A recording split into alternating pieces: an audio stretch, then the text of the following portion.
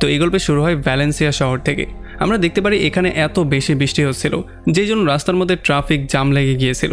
পানি জমে যাওয়ার জন্য একটা গাড়িও এদিক সেদিক নড়তে পারছিল না। আর বৃষ্টির জন্য মানুষের অবস্থাও প্রচণ্ড খারাপ হয়েছিল, মানে মানুষও মুভমেন্ট খুব ভালোভাবে করতে পারছিল না। আর তখনই রেডিওতে বারবার করে বলা হচ্ছিল যে হয়তোবা বিশাল বড় একটা তুফান এদিকে আসতে পারে। আর সরকার বারবার করে সবাইকে ওয়ার্নিং দিয়ে বলছিল যাতে করে যার যার জায়গাতেই তারা অবস্থান করে, কারণ যদি তারা অন্য কোনো জায়গায় চলে যায় তাহলে বিপদে পড়তে পারে। আর আমরা দেখতে পারি এই সমস্ত গাড়িগুলোর মধ্যে একটা গাড়ি ছিল স্যান্ড্রা নামের একটা মহিলার, আর সে ছিল এই শহরের সেন্ট্রাল ব্যাংকের ম্যানেজার। আমরা দেখতে পারি সে অ্যান্টোনিও নামের একটা লোকের কাছে কল দিয়ে জিজ্ঞেস করে যে ব্যাংক থেকে যাদেরকে চাকরিচ্যুত করা হবে সেই লিস্টে তার নামটা আছে কিনা। তখন অ্যান্টোনিও তাকে বলে যে আসলে এই সম্বন্ধে তেমন কোনো তথ্য আমরা এখনও পাইনি। তবে তখন স্যান্ড্রা আবার তাকে বলে যে যদি লিস্টের মধ্যে তার নামটা চলেও আসে তাহলেও যেন এই ব্যাপারটাকে সে গোপনে রাখে, মানে এই ব্যাপারটাকে যাতে করে সে ফাঁস না করে। এইটা বলে সে গাড়ি থেকে বেরিয়ে সোজা ব্যাংকের মধ্যে চলে আসে আর ব্যাংকের কর্মচারীদেরকে জিজ্ঞেস করা শুরু করে যে তারা ব্যাংকের অ্যালার্ম সিস্টেমটাকে চালু করেছে কিনা। তবে তখন আমরা দেখতে পারি মাহিনো নামের একটা লোক তাকে এসে বলে যে আসলে বাইরের আবহাওয়া অনেক বেশি খারাপ হয়ে আছে, এই সমস্ত ব্যাপারগুলোর জন্য এখনও সমস্ত কর্মচারীরা এসে পৌঁছাতে পারেনি, যখন তারা চলে আসবে তখনই আমরা সমস্ত কাজগুলো করে ফেলবো। আর তখন এখানে একটা এমপ্লয়ি নোটিস করে স্যান্ড্রা একটু বেশি টেনশনের মধ্যে আছে। আর যখন সে মাহিনোকে জিজ্ঞেস করে তখন মাহিনো এটা ক্লিয়ার করে সবাইকে জানিয়ে দেয় যে আসলে ব্যাংক থেকে যাদেরকে চাকরিচ্যুত করা হবে তাদের মধ্যে স্যান্ড্রার নামও চলে এসেছে। আর এরপর অফিসে আসার পরে স্যান্ড্রা আবারও অ্যান্টোনিওকে কল দিয়ে সেই সম্পর্কে জিজ্ঞেস করে। আর তখন সে জানতে পারে আসলে সত্যি সত্যিই তার নামটা সেই লিস্টে চলে এসেছে, যার মানে তার চাকরি যাওয়াটা পুরোপুরি নিশ্চিত। এই জন্য স্যান্ড্রার মনটা আরও একটু বেশি খারাপ হয়ে যায়। আর তখন নিচে আমরা দেখতে পারি একটা গ্যাং বন্দুক টন্দুক নিয়ে সোজা এসে ব্যাংকের মধ্যে আক্রমণ করে দেয় আর তাদের বন্দুক দেখিয়ে সবাইকে প্রচণ্ড ভয়ও পাইয়ে দেয়। এখানে কিছু লোক তো শরীরের মধ্যে বমও বেঁধে এসেছিল, এই জন্য এখানে সবাই প্রচণ্ড ভয় পেয়ে যায় আর সবাইকেই তারা জিম্মি করে ফেলে।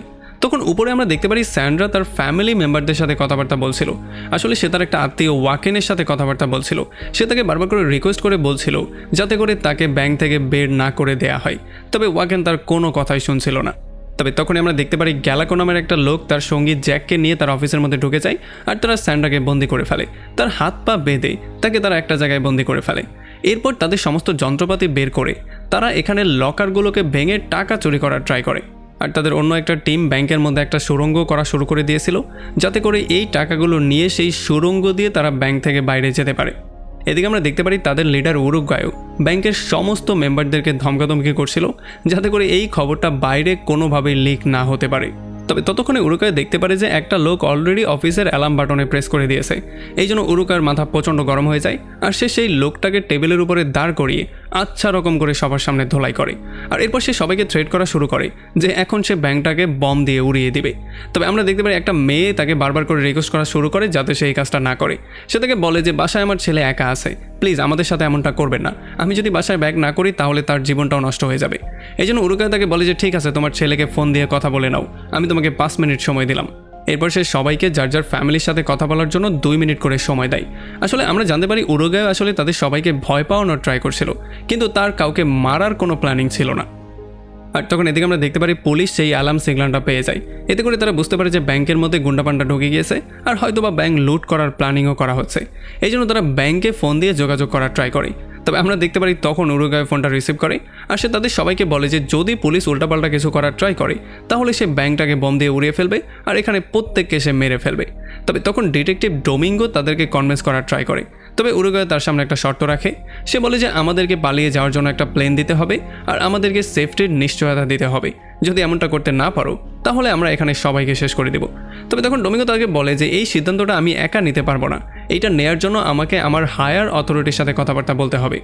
এদিকে গ্যালাকো তার বসকে বলে যে পালানোর জন্য যেই সুড়ঙ্গটা তারা খুঁড়েছিল পানির জন্য সেই সুড়ঙ্গটা অনেকটা ভরে গিয়েছে, এই জন্য এখন তারা চাইলেও আর পালাতে পারবে না। এই জন্য ফাইনালি তারা এখানে আধা ঘন্টা অপেক্ষা করার সিদ্ধান্ত নেয়। তবে তখন স্যান্ড্রা তাদেরকে বলে যে আমাকে জব থেকে বের করে দেওয়া হচ্ছে। এই জন্য সে তাদেরকে পরামর্শ দেয় যাতে করে তারা একটা স্পেশাল লকার লুট করে, কারণ যদি সেই লকারের জিনিসপত্রগুলো বাইরে প্রকাশ হয়ে যায় তাহলে পুরোপুরি তাদের জীবনটাই বদলে যাবে। তবে স্যান্ড্রা তাদেরকে একটা শর্তও দিয়ে দেয়। সে বলে যে যদি টাকার একটা অংশ সে তাদেরকে দেয় তাহলেই সে সেই স্পেশাল লকারটা সম্পর্কে তাদেরকে তথ্য দিবে। আর তখন এদিকে আমরা জোন্স নামের একটা নেতাকে দেখতে পারি যে কিনা হসপিটালে অ্যাডমিট ছিল আর তার ওয়াইফ মারিয়ানা তার সঙ্গে বসেছিল। তবে তখনই সে টিভিতে ব্যাংকে লুটপাট হওয়ার খবরটা শুনতে পারে আর এটা শোনার সঙ্গে সঙ্গেই সে ডিটেকটিভ হুলিওকে কল দেয় আর সে তাকে জিজ্ঞেস করে যে আসলে এই জিনিসটা সত্যি কিনা। তবে হুলিও তাকে বলে যে এখন পর্যন্ত এমন কোনো খবর তো আমি পাইনি। তবে তখন মারিও তাকে বলে যে এই ব্যাংকের মধ্যে আমার হাজব্যান্ডের একটা স্পেশাল লকার আছে, যদি এই লকারের সমস্ত জিনিসপত্র বাইরে ফাঁস হয়ে যায় তাহলে আমার হাজব্যান্ড বিশাল বড় একটা বিপদের মধ্যে পড়তে পারে। আর এই জন্য হুলিও তাদেরকে আশ্বাস দিয়ে বলে যে চিন্তা করার কিছুই নেই, এই কেসটাকে আমি নিজের হাতে হ্যান্ডেল করব। এই জন্য হুলিও দ্রুত ফ্যারান নামের একটা লোককে কল দেয় আর তাকে সেই সমস্ত কথাগুলো বলে যেগুলো মাত্র মারিয়ানা তাকে বলল। আর এখানে হুলিও তাকে বলে যে আমি নিজেও জানি না সেই লকারটার মধ্যে কি আছে, তবে যা কিছুই আছে সেটা যে খুবই ইম্পর্টেন্ট এই ব্যাপারটা আমি শিওর। এদিকে স্যান্ড্রা গ্যালাকোকে একটা সিসিটিভির ফুটেজ দেখায় যেখানে আমরা দেখতে পারি জোনস হাতে একটা পেন ড্রাইভের মতো কিছু নিয়ে সিকিউরিটির লকারগুলোর দিকে যাচ্ছিল। সে এই পেন ড্রাইভটা লকারের মধ্যে লুকিয়ে রাখার সিদ্ধান্ত নিয়েছিল। এখানে স্যান্ড্রা তাকে বলে যে আজ থেকে কিছু বছর আগে একটা ডিটেকটিভ তার দুর্নীতির সমস্ত খবর ফাঁস করে দিয়েছিল, যেই জন্য সে অনেক বড় বিপদের মধ্যেও পড়ে গিয়েছিল। আর এই জন্য দেশের জনতা তার উপরে প্রচণ্ড খেপে গিয়েছিল, মানুষ তো রাস্তায়ও নেমে এসেছিল। তবে এরপরে সেই সমস্ত জিনিসগুলোকে ধামাচাপা দেওয়ার পরে সে সেই সমস্ত মানুষের তথ্য যারা এই দুর্নীতি করতে তাকে সাহায্য করেছিল এবং সেই দুর্নীতির সমস্ত প্রমাণাদিকে এই পেনড্রাইভের মধ্যে ভরে সেগুলোকে এই লকারের মধ্যে যত্ন করে রেখে দিয়েছে। এই জন্য যদি এই লকারটা খুলে সেই সমস্ত জিনিসপত্রগুলো আমরা ফাঁস করে দিতে পারি তাহলে আমাদের ভাগ্য সারা জীবনের জন্য বদলে যাবে। তো এখন গ্যালাকো স্যান্ড্রার সাথে একটা চুক্তি করে। সে বলে যে যদি তুমি সেই লকারের নাম্বারটা আমাকে বলে দাও তাহলে আমি তোমাকে স্পেশাল একটা হীরা দিব যেটা সে ব্যাংক থেকে চুরি করেছে। আর যখন এই হীরাটা সে তাকে দিয়ে দেয় তখন স্যান্ড্রাও তাকে সেই নাম্বারটা বলে দেয় যেটা ছিল 314। আর এদিকে উরুগুয়ের ডিটেকটিভ ডোমিঙ্গোকে কল দিয়ে ব্যাংকে খাবার পাঠানোর জন্য বলে। আর সে তাদেরকে এটাও বলে যে দেখো, খাবারের সঙ্গে কিছু মেলানোর সাহস করতে যেও না, কারণ এই সমস্ত খাবারগুলো প্রথমে এই কয়েদিদেরকে খাওয়াবো, এরপরে আমরা নিজেরা খাবো।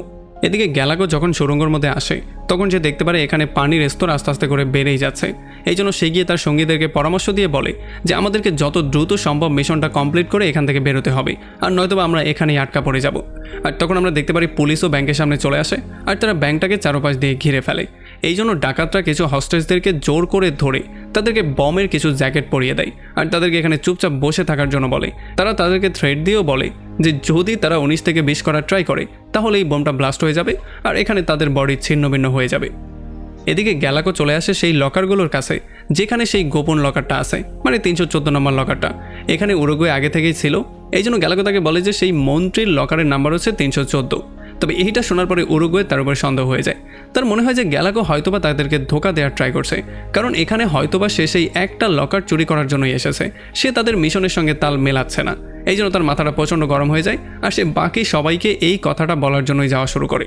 যদিও গ্যালাকো তাদের সবাইকে এটা বুঝিয়ে বলার ট্রাই করে যে এই বক্সটা সম্পর্কে আমাকে মাত্রই স্যান্ড্রা বলল, আমি ব্যাংকে আসার পরে এটা সম্পর্কে তথ্য পেয়েছি। তবে তবুও তারা তার কথায় কোনোভাবে বিশ্বাস করতে চাইছিল না। তারা বলছিল যেহেতু সুড়ঙ্গের মধ্যে পানি ভরে যাচ্ছে এই জন্য আমাদেরকে যেই কোনো ওয়েতে এখান থেকে পালাতে হবে, তাও যত দ্রুত সম্ভব। এরপর তারা ব্যাংক থেকে লুট করা সমস্ত টাকা পয়সা নিয়ে এক এক করে সুড়ঙ্গের মধ্যে নেমে যায়। আর লাস্টে যেই লোকটার নামে সে একটা শক্ত রশির সাহায্যে একটু টেকনিক করে একটা টেবিলের মাধ্যমে সুড়ঙ্গের মুখটা ঢেকে দেয়। এরপরে তাদের মধ্যে একজন সাঁতরে সুড়ঙ্গর ওই পার পর্যন্ত চলে আসে যাতে করে সে এই জিনিসটা জানতে পারে যে সবাই সাঁতরে সেই পর্যন্ত যেতে পারবে কিনা। তবে একটু পরেই তার নিঃশ্বাস বন্ধ হয়ে যায়, এই জন্য সে দ্রুত আবারও ব্যাক করে। আর সে তাদের সবাইকে বলে যে সুড়ঙ্গের মধ্যে পানির স্রোত অনেক বেশি, আমরা চাইলেও ওই দিকে আর যেতে পারবো না। এই জন্য তারা সবাই আবার ব্যাংকের মধ্যে ঢোকারই সিদ্ধান্ত নেয়। তারা অনেক কষ্টে সুড়ঙ্গের মুখ থেকে সেই টেবিলটাকে সরায় আর তারা সবাই এক এক করে আবারও ব্যাংকের মধ্যে চলে আসে। আর তখন এদিকে আমরা দেখতে পারি ব্যাংকের মধ্যে ঢোকার জন্য পুলিশ অলরেডি রেডি হয়েছিল। আর তখন ডোমিঙ্গো উরুগুয়েকে কল দিয়ে বলে যে তোমাদের কথা মতো খাবার দাবার ব্যাংকের সামনে রেডি আছে, এখন এগুলো নেয়ার জন্য তোমাদেরকে ব্যাংকের মেইন দরজা ওপেন করতেই হবে। এই জন্য একটা লোকে সে পাঠিয়ে দেয় ব্যাংকের মেইন গেটটা ওপেন করার জন্য। আর তখন আমরা দেখতে পারি সেই গেটের পাশেই পুলিশ লুকিয়েছিল, কারণ গেটটা খোলার সঙ্গে সঙ্গেই তারা আক্রমণ করার প্ল্যানিং করেছে। তবে যখনই দরজাটা ওপেন হয়ে যায় তখনই পুলিশ অফিসারদেরকে ভেতরে ঢোকার জন্য না করে দেওয়া হয়। এই জন্য তারা এক এক করে আস্তে আস্তে করে পেছনে সরে যায়। আর তখনই ব্যাপারটা আমরা জানতে পারি যে আসলে জনসের সাথে মিলিত যত সরকারি কর্মকর্তা ছিল এবং যত নেতারা ছিল তারা সবাই একজোট হয়ে এখন প্ল্যানিং করছিল যে এই মহা মুসিবত থেকে তারা কী করে নিজেদেরকে বের করতে পারে। এই জন্যই তারা পুলিশকে ভেতরে মিশন পরিচালনা করতে না করে দিয়েছিল। আর তখন এই ব্যাপারটা আমরা জানতে পারি যে এখানেরই একটা নেতা আসলে উরুগুয়েকে সেই পেন ড্রাইভটাকে চুরি করার দায়িত্ব দিয়েছিল। আসলে সে এই জিনিসটা এই জন্য করেছিল যাতে করে তার নামটা এটার মধ্যে না আসে আর সে কোনো রকমে নিজেকে সেভ করতে পারে। আর এইটা শোনার পরে এখানে সবাই তার উপরে প্রচণ্ড রাগ করে ফেলে। এখানে ফেরানও প্রচণ্ড রাগের মাথায় ছিল, কারণ সে কাউকে কিছু না জিজ্ঞেস করে এই সিদ্ধান্ত নিয়েছিল। এখন এই জন্যই তাদের সবাইকে এই সমস্ত ব্যাপারগুলো ভোগ করতে হচ্ছে। এই জন্য তারা ফাইনালি সিদ্ধান্ত নেয় তারা পাওলো নামের একটা ডিটেকটিভের সাহায্য নেবে, কারণ পাওলোর উপরে তারা সবাই সম্পূর্ণ বিশ্বাস করত। এই জন্য তারা পাওলোকে মিশন দিয়ে দেয় যাতে করে গুন্ডাদের হাত থেকে সেই হার্ড ডিস্কটাকে যেই কোনো ওয়েতে সেভ করে সেটা তাদের হাতে পাওলো ফিরিয়ে দেয়। এদিকে চোরাও এই জিনিসটা জেনে যায় যে যতক্ষণ পর্যন্ত জোনের এই বক্সটা তাদের কাছে আসে ততক্ষণ পর্যন্ত পুলিশ তাদেরকে কিছুই করবে না। আর এই বক্সটার সাহায্যে তারা চাইলে পুলিশকে ব্ল্যাকমেইল পর্যন্ত করতে পারবে, কারণ এই বক্সটার মধ্যে হয়তো বা কোনো গুরুত্বপূর্ণ কিছু আছে। আর যখন উরুগুয়ে জানতে পারে যে গ্যালাকোকে এই বক্সের নাম্বারটা স্যান্ড্রা দিয়েছে, তখন সেই জিনিসটা গেস করে ফেলে যে হয়তো বা এটার বদলে সে স্যান্ড্রাকে কোনো দামি কিছু দিয়েছিল। এই জন্য সে প্রচণ্ড রাগের মাথায় সেই বাথরুমের দিকে যাওয়া শুরু করে যেই বাথরুমের মধ্যে স্যান্ড্রা লুকিয়েছিল। সে গিয়ে দরজার মধ্যে জোরে পেটাপিটি করা শুরু করে। উরুগুয়ে প্রচণ্ড রাগের মধ্যে ছিল, এই জন্য সে স্যান্ড্রাকে বের করে তার গায়ে হাতে তুলে ফেলে। আর সে তাকে বারবার করে এটা জিজ্ঞেস করে যে সেই বক্সের নাম্বারটা বলার জন্য তাকে আসলে কি দেয়া হয়েছিল। তবে তখন আমরা দেখতে পারি এখানে গ্যালাকো চলে আসে আর সে উরুগুয়ের উপরেই হাত তুলে ফেলে। আসলে সেও এই জিনিসটার জন্য রাগ করেছিল যে উরুগুয়ে এই বক্সটা সম্পর্কে জানা সত্ত্বেও সে কেন তাদের সবার থেকে এই জিনিসটা লুকিয়েছে। এই জন্য তাদের মধ্যে মারামারি শুরু হয়ে যায়। এরপরে যখন উরুগুয়ে প্রচণ্ড রাগের মাথায় এসে বাথরুমে গিয়ে চেক করে, তখন সেখানে হীরার একটা ব্যাগ পেয়ে যায়। তবে এই ব্যাগটা পুরোপুরি খালি ছিল।